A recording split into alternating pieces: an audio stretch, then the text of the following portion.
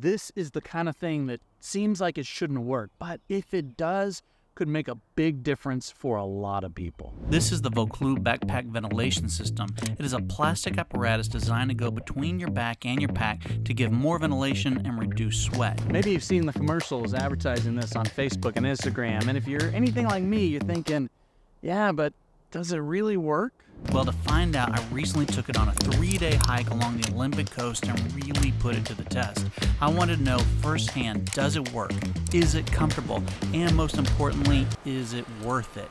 I had to take it off. It was just driving me crazy. Today, we're going to find out. Okay, first things first, you have to follow the directions. This arrived at my house hours before I was getting on a plane to head to the Pacific Northwest. We had plans to spend 3 days hiking the North Coast Trail, and I had planned to wear the Vaucluse ventilation system the entire time, and at first, I wasn't digging it.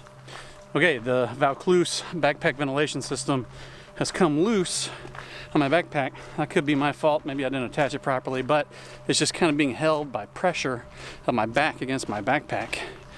And so I don't know if you can see right there how it's come loose, but it's just kind of sliding all around. I don't know that I'm a fan of it just yet, but I'm gonna give it a little bit more time and see. And then the next time we stop, I'm gonna try to reattach it.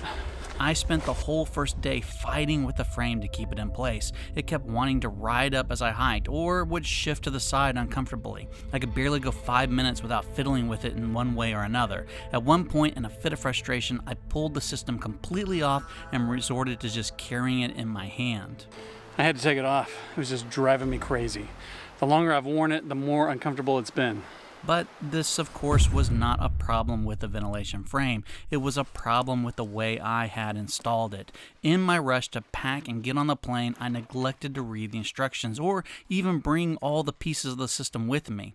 In my hotel the night before my trip, I decided it might be a good idea to watch a video on how to use this thing and saw that I completely forgot one really important part. What we've also done is included Velcro just in case you need to wrap. I unfortunately ran off without any Velcro, but the beach is filled with lots and lots of trash. I found one strip of Velcro on some beach trash and I pulled another strip off of my sleeping pad. The next morning, I Velcroed the bottom of the frame to my hip belt and immediately felt an improvement. And not long after that shot, my friend and I lost the trail and ended up on a fairly demanding bushwhack. Okay, we've lost the trail. And we've gotten into some thick brush. And we cannot get back to the trail. I was pushing through brush, climbing up and over boulders, dangerously scaling cliffs while clinging to ferns, really putting the comfort of a plastic frame sandwiched behind your back to the test. And with the Velcro straps, it handled it all. For better part of a day, I completely forgot that it was there. And what really surprised me is that in some ways, it actually made my pack more comfortable. During that short time when I got frustrated with the frame and pulled it out, I noticed that I could feel my bare canister through my pack. I was using the Durston Kakwa 55, which is a solid pack, fairly typical of most ultralight packs. It's got a rigid crossbar to prevent barreling, but only at the top.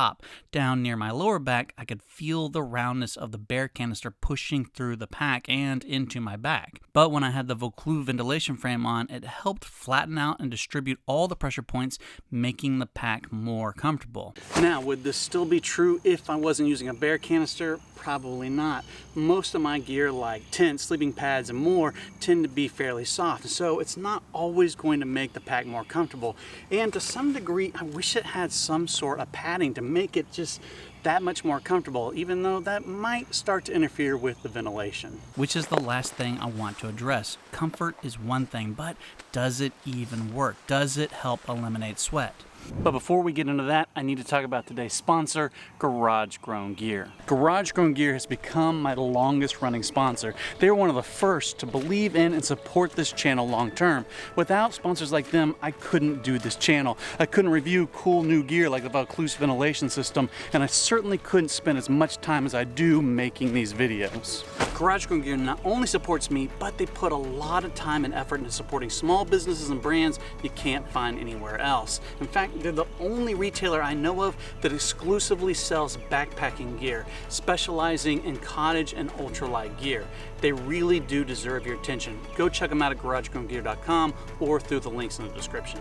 Okay, so is the Vaucluse ventilation frame actually worth it? Well, I think that depends on a number of factors. To buy one, you're going to be spending about $50. Depending on how much you spend on your backpack, that might push the price up to the same cost as a pack with built-in ventilation.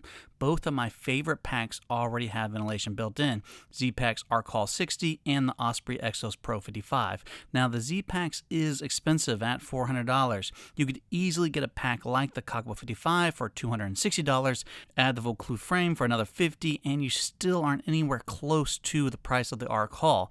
But the Exos Pro 55 is just $290 and has a really great ventilation frame built in.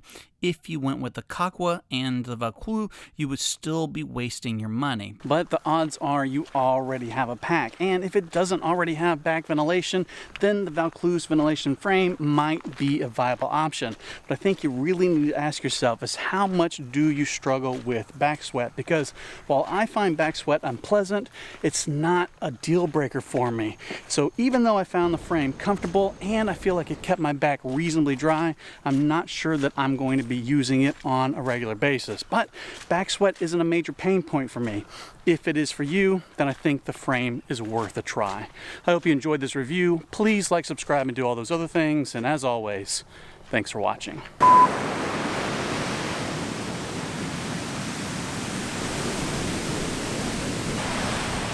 feel like I almost lost you guys.